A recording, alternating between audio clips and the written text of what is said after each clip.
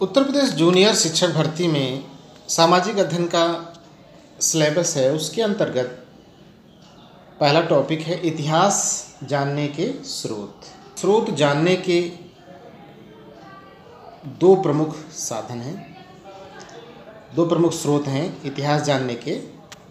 पहला है पुरातात्विक अवशेषों से। आगे हम इस वीडियो में जानेंगे पुरातत्व क्या होता है, पुरातत्वविद क्या होते हैं। पुरातात्विक अवशेष जैसे बर्तन, खुदाई में जो मिलते हैं, औजार, खिलौने, अभिलेख होते हैं, जैसे शिलालेख है, स्तंभ लेख है, सिक्के, मुहरे और स्तूपों से हम प्राचीन इतिहास को जान सकते हैं। पुरातात्विक अवशेष इन्हीं को कहते हैं, इन सभी को मिला के पुरातात्विक अवशेष कहे जाते हैं। दूसरा इतिहास जानने का प्रमुख स्रोत है साहित्यिक स्रोत। साहित्यिक स्रोत में क्या होता है? ताम्रपत्र में लिखा हुआ साहित्य, भोजपत्र में लिखा हुआ साहित्य, धार्मिक साहित्य जैसे वेद, पुराण, महाभारत, रामायण इत्यादि, धर्मेतर धार्मिक पुस्तकों की इतर, इसके अलावा भी बहुत सारी किताबें लिखी गई हैं प्राचीन काल के दौरान, जिससे कि उनके समाज, उनके नागरिकों के विषय में जानकारी प्राप्त होती है। और यात्रा वृत्तांत, यानी बाहर से, जैसे ह्वेनसांग, फाहियान इत्यादि बाहरी नागरिक, बाहरी देश के नागरिक जब भारत आए, हमारे यहाँ आए, तो उस दौरान उन्होंने जो जो देखा भारत में, वह उन्होंने अपनी किताबों में लिखा, अपनी यात्रा वृत्तांत में लिखा। तो प्रमुख रूप से ये दो साधन हैं जिनसे हम इतिहास को जान सकते हैं। ऐसा युग था जब लोग लिखना नहीं जानते थे।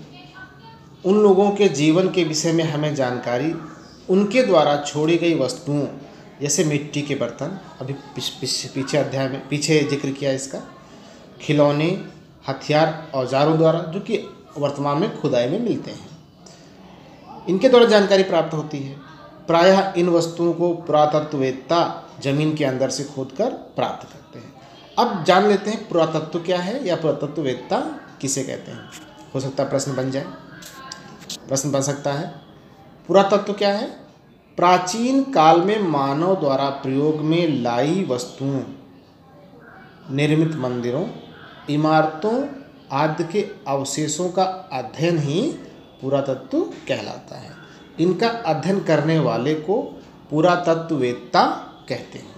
ऐतिहासिक जानकारी के लिए अत्यंत महत्वपूर्ण होते हैं, यानी जिस काल की वस्तुएं होंगी उसके विषय में हम जानकारी प्राप्त कर सकते हैं। जैसे पक्के खिलौने होंगे, पक्के मिट्टी के बर्तन होंगे, तो हम कहेंगे कि हाँ, उस दौरान जो वास्तुकला, शिल्पकला था वो उच्च कोटि का था। सभी सामग्रियों के आधार पर इतिहासकारों ने अतीत को, यानी पास्ट को, 3 भागों में बांटा।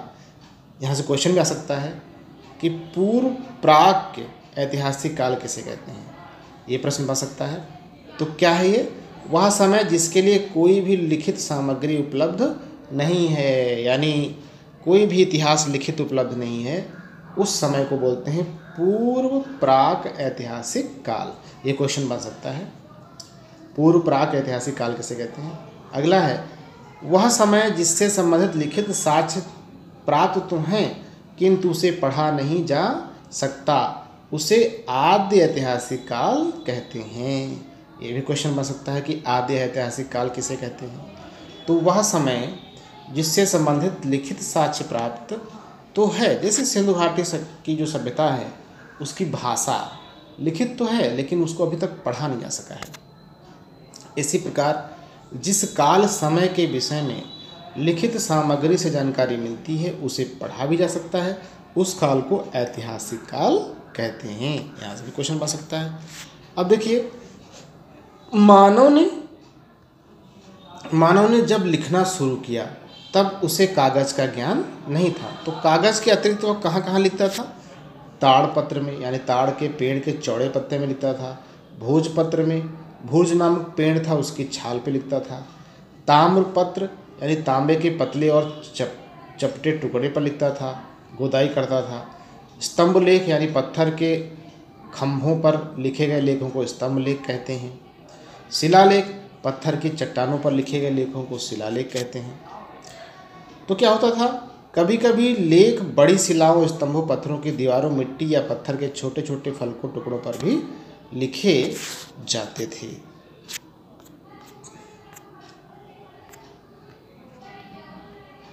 आधुनिक इतिहास के विषय में हमें जानकारी तत्कालीन लेखों से भी प्राप्त होती है। जैसे कि पूर्व में बात किए हैं कि दो स्रोत हैं, पुरातात्विक स्रोत हैं और साहित्यिक स्रोत हैं। तो पुरातात्विक स्रोतों के में खिलौने, मिट्टी के बर्तन, मोहरें इत्यादि, अभिलेख, ये देखिए सारे अभिलेख भी शामिल हैं उसमें। ये देखिए आपके सामने एक छोटा सा अभिलेख है, ये अशोक का एक अभिलेख है। ये अभिलेख लुम्बिनी नेपाल से प्राप्त हुआ है। इसमें अशोक ने घोषणा की है, लुम्बिनी के में उपज का 8वां भाग कर के रूप में लिया जाएगा, यह घोषणा कर रखी है अशोक ने। अशोक के अभिलेख पत्थर पर उत्कीर्ण होने के कारण महत्वपूर्ण ऐतिहासिक अभिलेख हैं। अशोक के अभिलेख अक्षर ब्राह्मी लिपि में लिखे गए हैं। किस लिपि में लिखे गए हैं? ब्राह्मी लिपि में। दूसरा स्रोत जैसे बताया प्रमुख स्रोत है सिक्के व मोहरें। सिक्कों की बनावट, मोहरों की बनावट, जैसे कि यहाँ पर उदाहरण दे रखा है एक सिक्का देखिए। यह सिक्का जो है वह गुप्त शासक का है, गुप्त काल का है, जिसमें कुमार गुप्त प्रथम को इस सिक्के पर घुड़सवारी करते हुए दिखाया गया है। इससे यह जान सकते हैं हम कि कुमार गुप्त प्रथम जो है अच्छे घुड़सवार थे। तो इस तरह से ये स्रोत बनते हैं। अब देखिए कुछ बातें हैं जो कि हम जानते हैं, जो कि इम्पोर्टेंट हैं। सबसे बड़ी बात, ये क्वेश्चन बन सकता है, इतिहास में कुछ तिथियां ईसा पूर्व में होती हैं और कुछ तिथियां ईसवी में। आप देखते होंगे एक सन के आगे ईसा पूर्व लिखा होता है या ईसवी लिखा होता है, दो बातें लिखी होती हैं। तो ये जान लीजिए, क्वेश्चन आ सकता है। ईसा पूर्व का तात्पर्य है ईसा मसीह यानी ईसाई धर्म के जो प्रवर्तक थे ईसा मसीह जी के जन्म से पहले का समय। इसे अंग्रेजी में BC लिखते हैं, अर्थात बिफोर क्राइस्ट या बिफोर क्रिस्ट लिखते हैं। इसी प्रकार ईसवी को अंग्रेजी में AD लिखा जाता है। AD का मतलब है, AD लैटिन भाषा के दो शब्द एनो डामिनी से बना है। AD का मतलब होता है ईसा मसीह के जन्म के वर्ष, यानी इसके बाद की तिथियां वो AD में आती हैं। ईसा मसीह के जन्म के बाद की तिथियां को हम AD में प्रयोग करते हैं। अब देखिए, पहले जैसे पढ़ा आपने अभिलेख क्या होता है, तो अभिलेख क्या है? अभिलेख पत्थर अथवा धातु जैसी कठोर सतह पर उत्तीर्ण किए गए लेख होते हैं। ये क्वेश्चन बन सकता है। स्तूप क्या है? स्तूप शाब्दिक अर्थ होता है टीला। ये भी क्वेश्चन बन सकता है कि स्तूप का शाब्दिक अर्थ क्या होता है।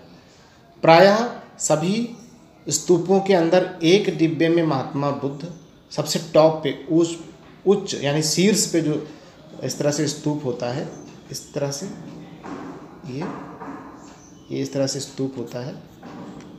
तो ये शीर्ष पे यहाँ पर कुछ ना कुछ सामान रखा होता है, जैसे हड्डी या दांत या राख।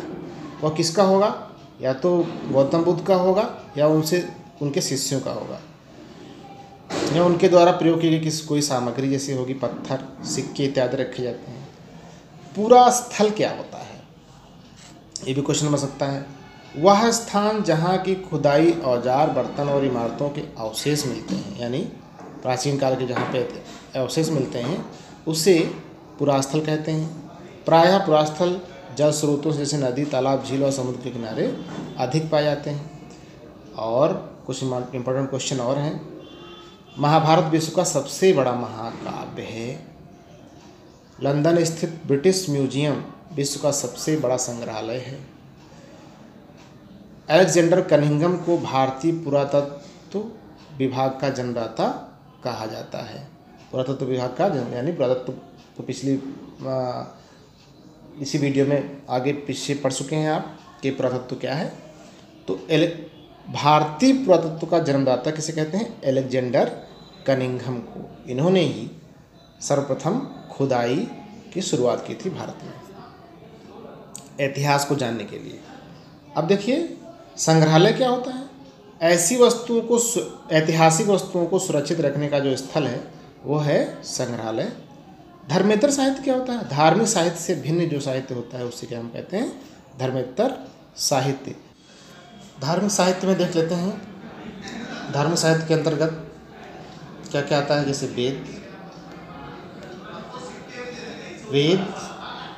वेद क्या है? आर्यों के संबंध में जानकारी देते हैं। रामायण और महाभारत, रामायण वाल्मीकि द्वारा लिखी गई, महाभारत वेद व्यास के द्वारा, जैसा कि आप सबको पता है।